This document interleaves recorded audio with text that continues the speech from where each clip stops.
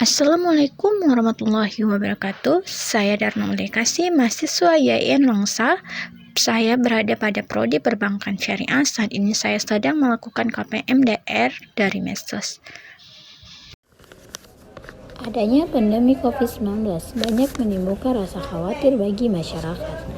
Upaya dan kebijakan untuk menanggulangi penyebaran COVID-19 diantaranya pertemuan di sekolah dan diberlakukan pembelajaran daring yang menjadi saran timbulnya stres terhadap anak-anak atau remaja.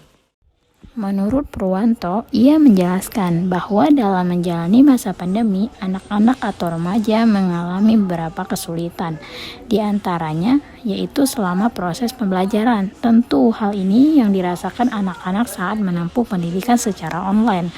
Hal ini disebabkan karena kurangnya penguasaan teknologi, tambahan biaya, internet komunikasi, dan sosialisasi antara remaja atau anak-anak, maupun komunikasi dan interaksi dengan guru.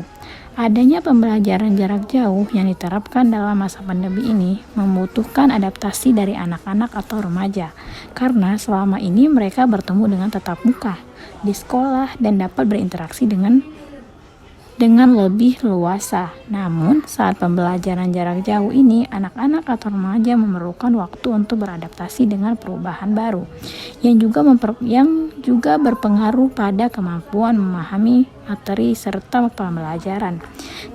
Di masa pandemi ini, anak-anak atau remaja memiliki jangka waktu libur yang belum dapat ditentukan kapan berakhir, sehingga hal ini juga memberikan kejenuhan.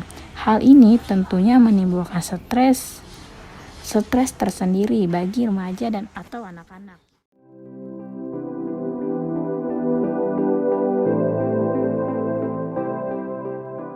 Kembali lagi dengan saya, Darno Lekasi, mahasiswi YIN Longsa. Kali ini saya akan membagikan tentang resiliensi. Lebih tepatnya, hari ini kita akan membahas menjadi pribadi yang resiliensi di tengah pandemi COVID-19.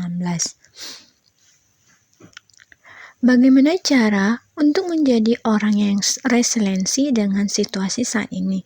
Salah satu caranya adalah dengan mengenal protective factor yang kita miliki. Apa sih protective factor? Protective factor merupakan istilah yang digunakan untuk menyebut faktor peimbang atau faktor yang melindungi individu dari faktor yang memunculkan resiko pada individu. Faktor ini berasal dari dalam diri individu sendiri ataupun dari luar diri individu.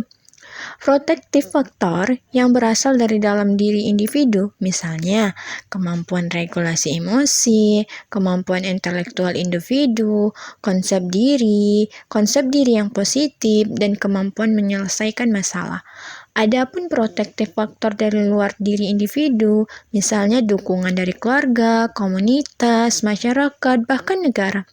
Situasi pandemi COVID-19 ini membuat orang lupa bahwa sebetulnya mereka memiliki banyak faktor yang dapat membantu mereka dalam mengatasi situasi ini. Sebagai contoh, faktor eksternal yang bisa menjadi faktor protektif buat kita dalam situasi ini adalah kebijakan dan imbauan dari pemerintah untuk masyarakat supaya menjaga pola hidup sehat, melakukan physical distancing, mencuci tangan dengan sabun di bawah air mengalir selama 20 detik, dan sebagainya. Imbauan yang aktif dari para pemuka masyarakat di lingkungan, kesiagaan tenaga medis, penelitian ilmiah untuk membuat vaksin yang masih giat dilakukan membawa harapan bahwa kita akan mampu mengatasi kondisi ini. Dalam diri kita tentu banyak faktor pelindung yang bisa membuat untuk mengatasi situasi saat ini. Contohnya adalah kepatuhan akan imbauan pemerintah untuk bekerja dari rumah, beribadah dari rumah, serta belajar dari rumah. Keyakinan bahwa ini bisa diatasi, perasaan bahagia berkumpul bersama keluarga, kemampuan memilih informasi yang tepat, tentu semua ini dapat membantu kita untuk menjalani keseharian di situasi saat ini tanpa mengalami kecemasan berlebihan.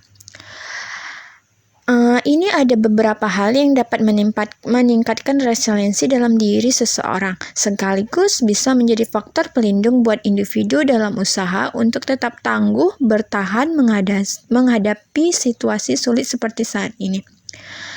Memiliki efikasi diri yang baik artinya yakin akan kemampuan diri sendiri untuk bisa mengatasi situasi saat ini dengan melihat kelebihan-kelebihan yang dimiliki. Cobalah selalu meregulasi emosi. Artinya, ketika menghadapi situasi yang tidak menyenangkan emosi, usahakan tetap tenang. Misalnya dengan melakukan relaksasi dulu sebelum melakukan respon. Latih kendalikan impuls. Artinya, kenali dorongan-dorongan dalam diri dan analisis apakah dorongan atau keinginan tersebut tepat atau tidak sebelum membuat keputusan.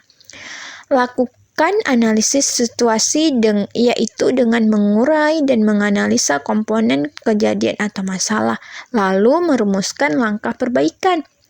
Tetap optimis artinya tetap berpikir dan berpandangan positif serta bertindak konstruktif dalam situasi apapun.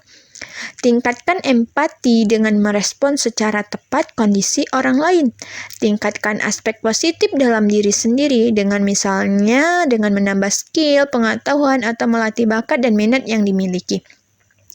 Tingkatkan kedekatan dan realisasi bersama keluarga, teman, juga komunitas dengan melakukan komunikasi yang aktif dan baik. Menerima perubahan yang terjadi sebagai bagian dari kehidupan yang mengenali strategi coping masalah yang diterapkan. Terus, memelihara pengharapan bahwa situasi akan lebih baik. Bersyukur untuk setiap hal yang dialami setiap harinya. Misalnya, masih dapat berkumpul bersama keluarga, masih dapat mengerjakan tugas di rumah, masih dapat memanjatkan doa di rumah, mendampingi anak dalam mengerjakan tugas di rumah, dan sebagainya. Gunakan humor positif untuk komunikasi dengan orang lain.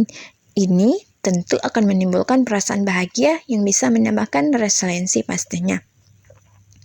Dengan menjadi pribadi yang resiliensi, kita menjadi lebih mampu beradaptasi dengan situasi saat ini, mampu memikirkan langkah-langkah konkret untuk memproteksi diri kita dan keluarga, pada akhirnya memampukan bangsa ini menghadapi pandemi COVID-19. Selamat menjadi pribadi yang resiliensi ya, bersama kita bisa hadapi ini. Sekian dari saya, semoga bermanfaat untuk kita semua ya. Assalamualaikum warahmatullahi wabarakatuh.